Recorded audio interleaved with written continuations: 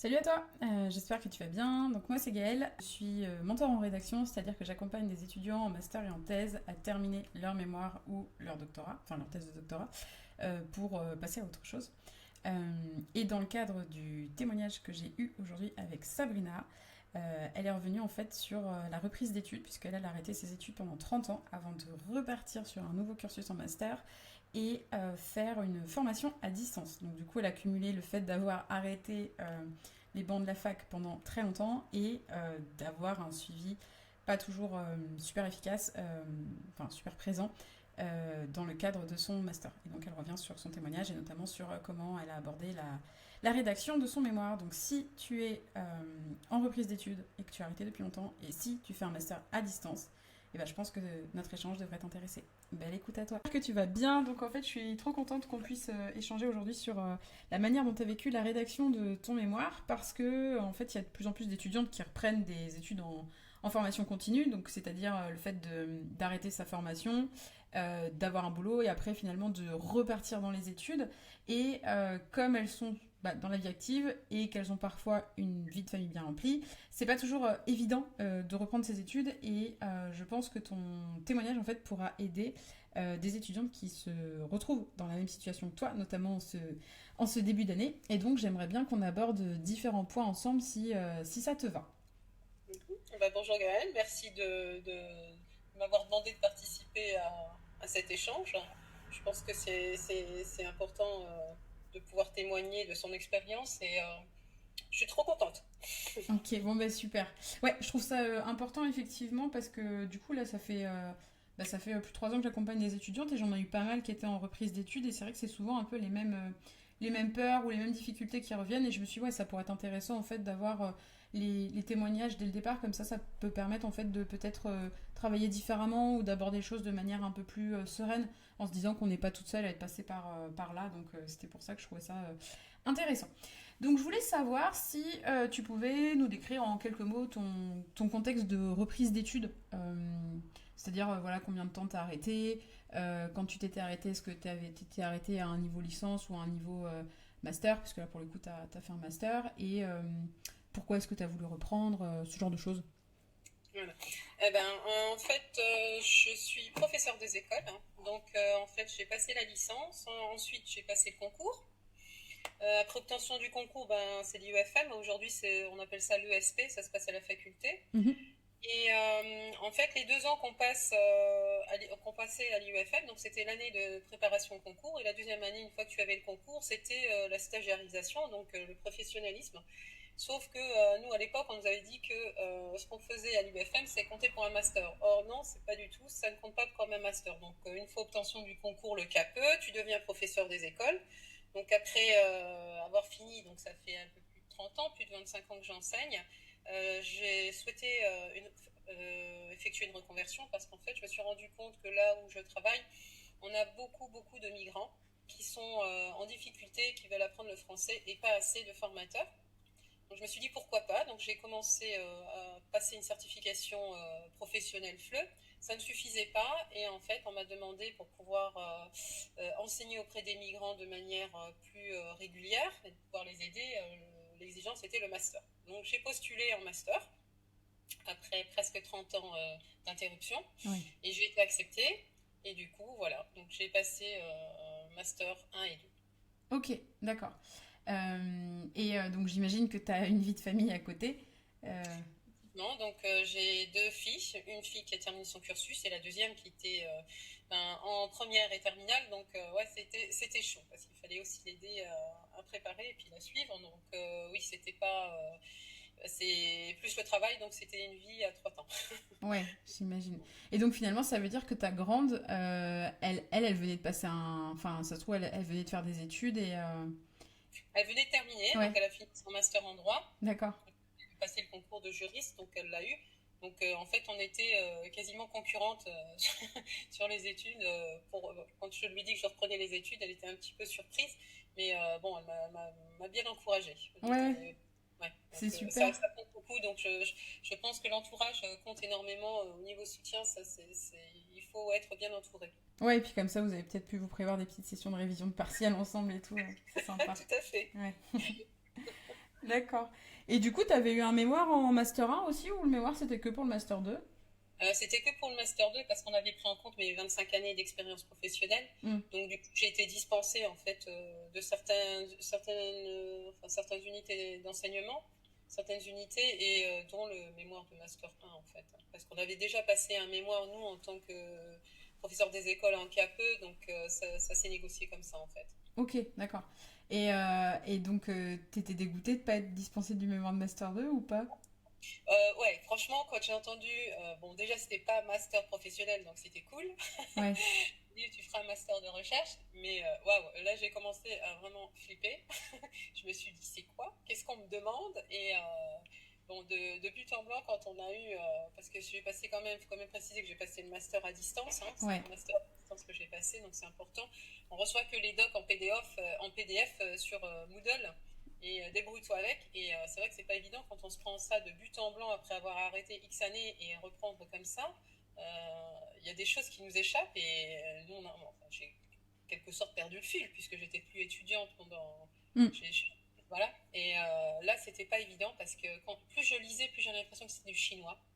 Donc il a fallu relire et reprendre et prendre d'autres cours pour bien comprendre ce qu'on attendait de moi sur ce mémoire de recherche. Donc oui, ça m'a fait peur au début, oui, effectivement.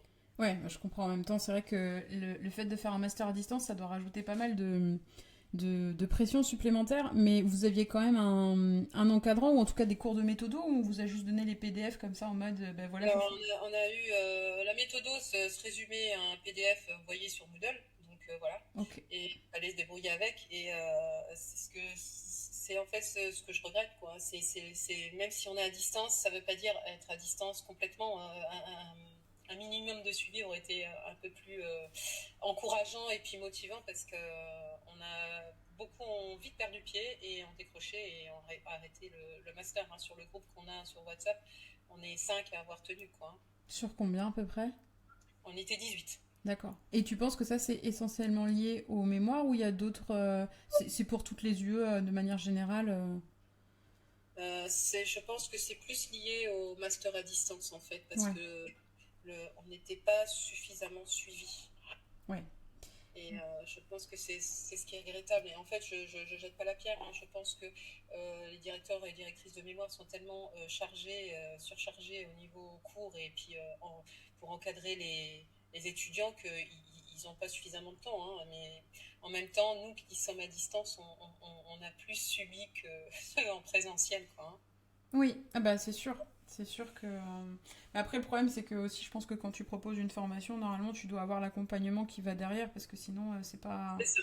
Ben voilà, c'est ce qu'on a fait remonter parce que en fait, c'est pas parce qu'on est à distance qu'on va nous. On s'est senti en fait abandonné. Hmm.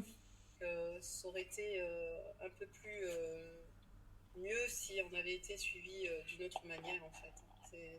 C'est ce qu'on regrette parce que on s'est débrouillé avec les PDF, on échangeait heureusement sur le groupe WhatsApp, mais ça nous demandait beaucoup plus de recherche, beaucoup plus d'analyse, et ça nous a pris beaucoup plus de temps parce qu'on n'avait pas le réflexe des étudiants qui ont commencé de la première année jusqu'au master d'une traite. Nous, on s'est arrêté, on a repris, et là, c'était encore plus laborieux, hein, ça c'est sûr. Ouais. Et du coup, il y avait personne pour répondre à vos questions. C'était. Non. Ouais. Alors, donc du coup, quand on n'avait pas de réponse, ben, on renvoyait un mail, hein. Et donc du coup, quand on renvoyait un mail, ben, on avait une réponse, mais qui répondait pas à nos attentes. Donc, on demandait de temps en temps une visio pour avoir plus d'explications, mais par manque de temps, ils n'étaient pas disponibles. Donc, non, c'était pas ce à quoi on s'attendait en fait. C'était vraiment. Ouais. Quand tu t'es inscrite en formation à distance, tu pensais pas que ça allait se passer comme ça, quoi. Oui, franchement, parce que quand on lit le descriptif lors de l'inscription et on voit la brochure, on se dit waouh, mais c'est super bien suivi, quoi. Ouais, d'accord. Sauf que non, c'était pas. Non, fallait s'accrocher. Honnêtement, fallait s'accrocher, ne pas lâcher. Et on a eu des moments où vraiment, voilà, on avait des gros doutes. Et on a repris. Bon, heureusement, on s'est rencontrés parce qu'on était la plupart présents pour les partiels de fin janvier. Donc là, on a pu voilà, échanger sur notre quotidien, notre vécu, et on a pu échanger aussi avec nos directeurs et directrices. Où là, on a vraiment dit non, ça va pas. Il faut faire quelque chose. Faut pas nous laisser livrer à nous-mêmes à distance, on a besoin quand même d'être suivi, surtout pour ceux qui ont arrêté depuis X années. Et bon, il y a eu on a senti voilà, un petit suivi, mais ça a été bref, hein, ça a duré quoi, 1 mois et demi, puis après c'était reparti. Ouais, d'accord. Ouais, il y a une prise de conscience qui finalement n'a pas duré dans le temps. Non, pas dans le temps. Ok, d'accord.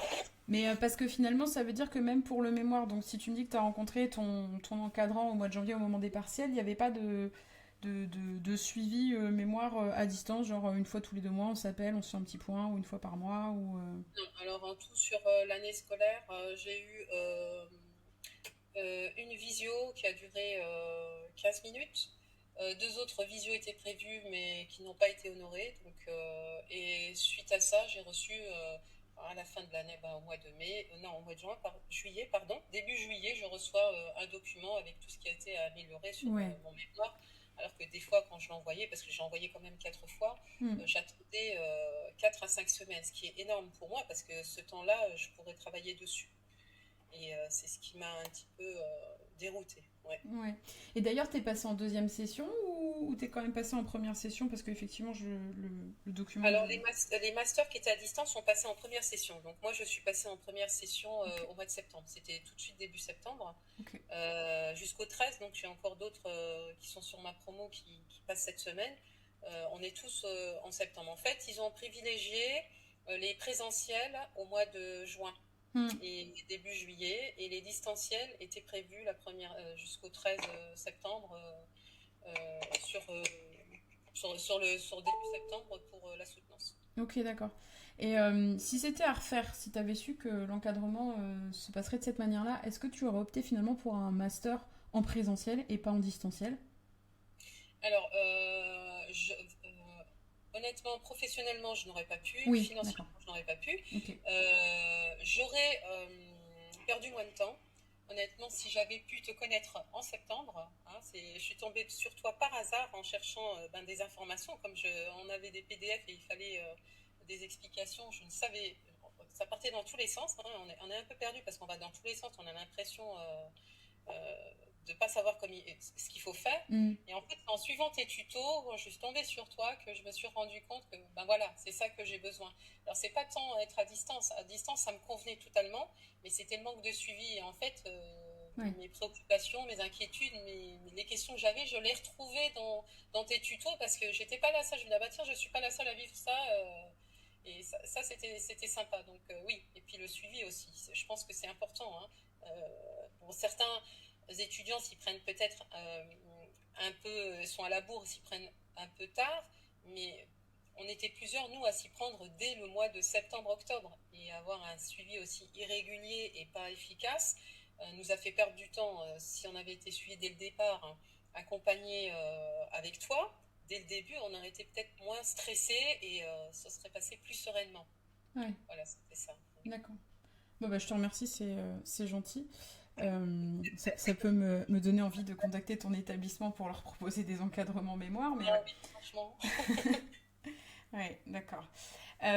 Et donc, par rapport au processus juste rédactionnel, est-ce qu'il y a des choses pour toi qui ont été difficiles dans la rédaction du mémoire, au-delà du fait que du coup, tu n'étais pas accompagnée, donc tu ne savais pas si tu allais dans la bonne direction, et ça, forcément, c'est un point de blocage, mais sinon, au niveau rédactionnel, tu n'avais pas de soucis particuliers, si?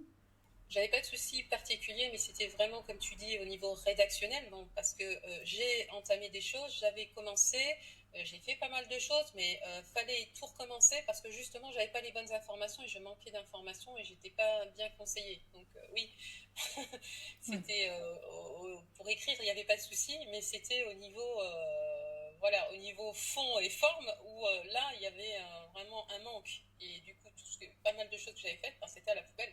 Donc, alors que j'avais passé énormément de temps dessus, pour commencer.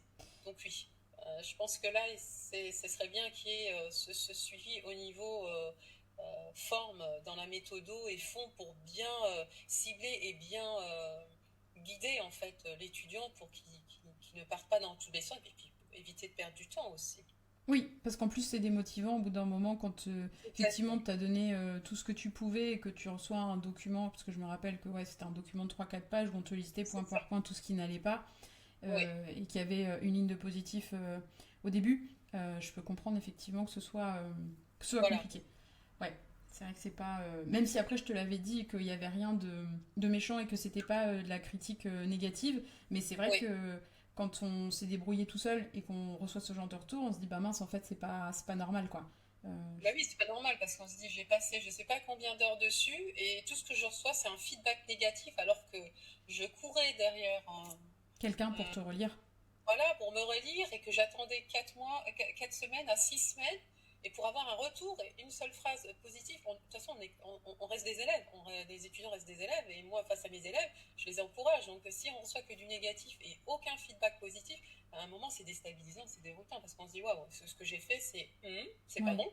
Et faut tout recommencer, bah, c'est que je suis nulle, quoi. oui. Donc voilà l'image qu'on se renvoie. Et bon, faut pas baisser les bras, faut recommencer, puis il faut lever la tête et continuer. Mais ça éviterait une perte de temps si on avait ce suivi sérieux et régulier, en fait. Ouais, je vois ce que tu veux dire.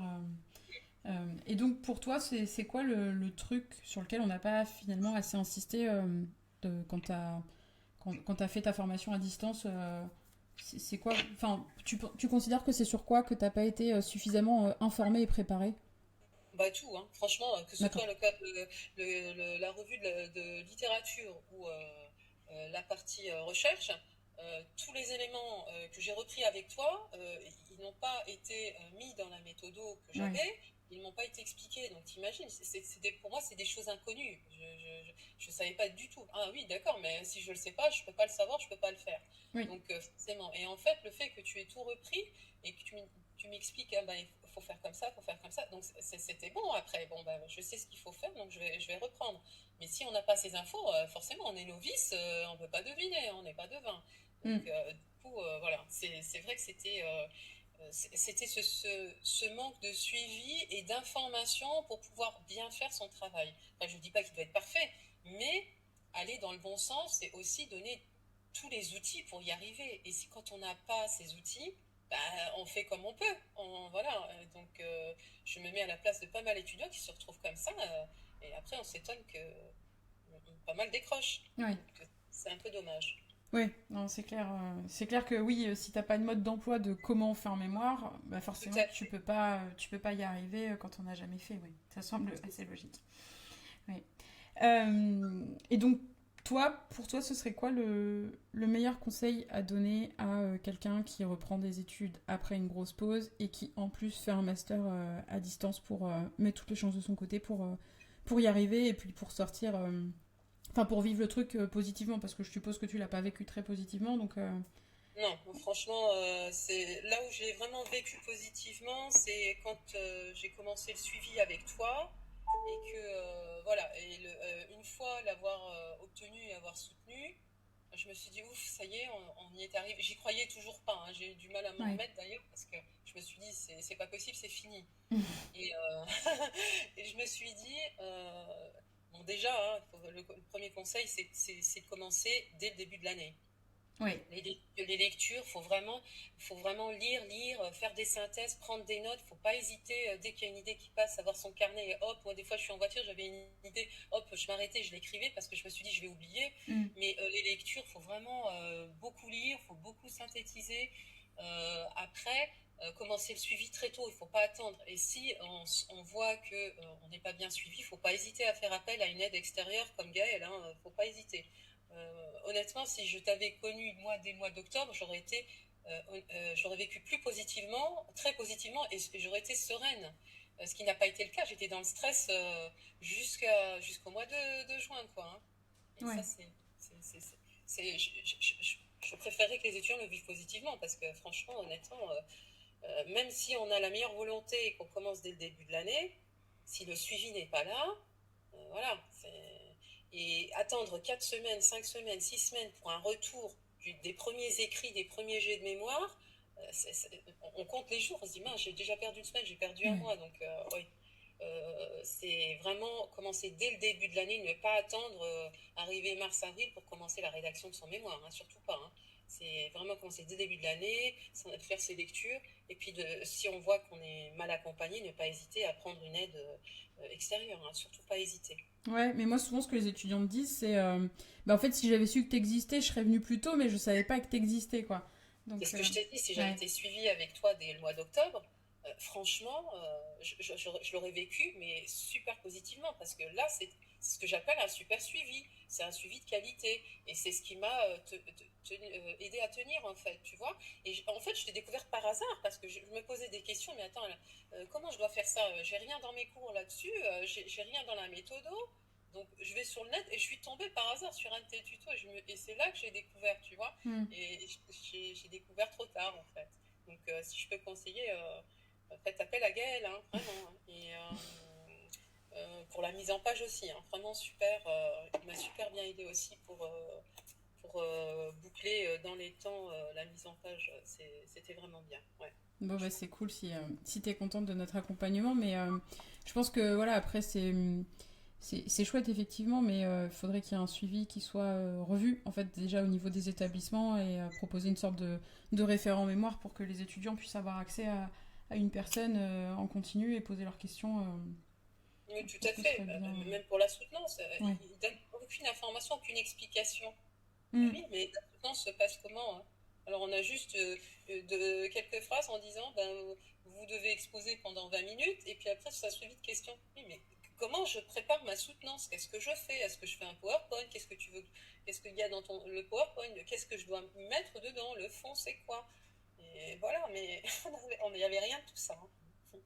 D'ailleurs, en passant, le PowerPoint était très apprécié, hein, celui que j'ai fait. Ah, mais c'est cool. Tant mieux. Super. Ouais. Oui. Et tu retiendras quoi de positif de cette expérience?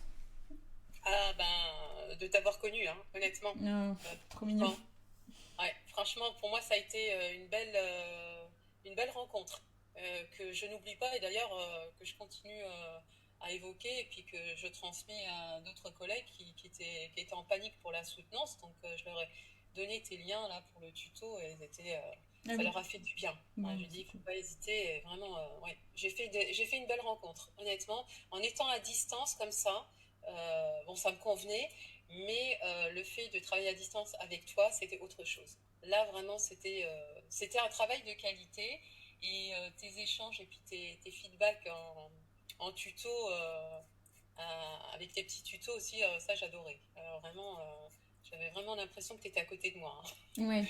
C'est Bon, sympa. bon, bah, tant mieux.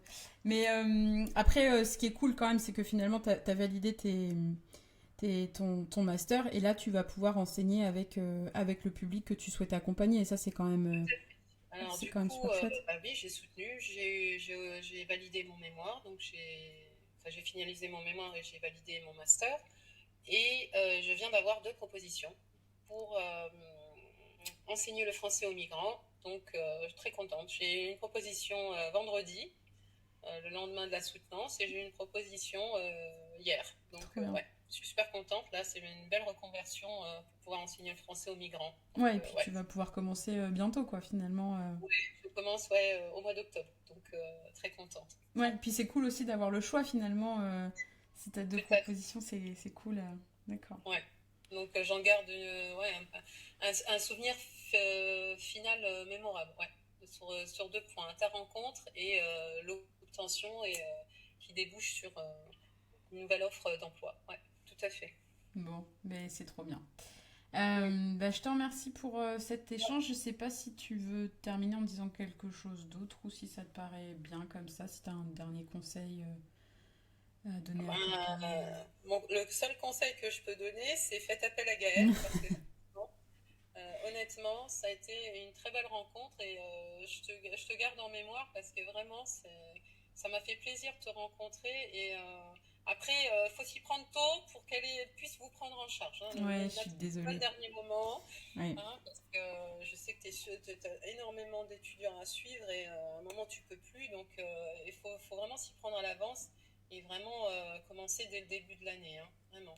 Ouais, je suis C'est désolée de ne pas avoir pu te prendre au moment mais où pas tu m'as après, voilà. contactée. L'essentiel, c'est que j'ai pu te rencontrer, faire ta connaissance, et moi, ça a été, c'est ce qui a tout changé en fait, hein. J'ai vu toutes les choses autrement, et j'avais pris moins à cœur toutes les critiques, et ça m'a Hmm. permis aussi de souffler et de prendre la distance parce que j'étais plus sereine du fait que j'avais un meilleur suivi, quoi, Ouais, d'accord. hein. C'est très très important. Ok. Bon, bah, c'est super gentil, je te remercie parce qu'en fait, quand j'ai décidé quand je me suis dit, je vais interviewer mes étudiants pour comprendre comment est-ce qu'ils ont vécu le processus rédactionnel parce que ça peut servir à d'autres étudiants, même s'ils passent pas par moi et tout ça.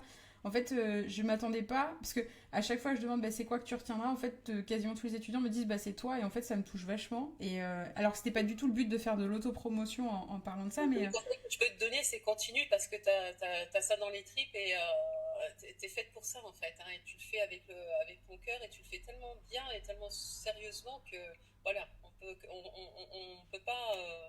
Voilà, moi, ça m'a vraiment marqué parce que c'était le moment où vraiment j'avais besoin d'aide. J'en avais besoin et c'est ce qui m'a reboosté. Donc oui, je garde un très bon souvenir et tu es vraiment faite pour ça. Et heureusement que tu étais là. Ouais. non. Bah, merci beaucoup, ça me touche énormément. C'est super gentil de ta part. Et puis, bah, je te souhaite une très belle continuation professionnelle pour la suite, en espérant que tu auras une deuxième vie professionnelle tout aussi enrichissante que la première. Je te donnerai des nouvelles.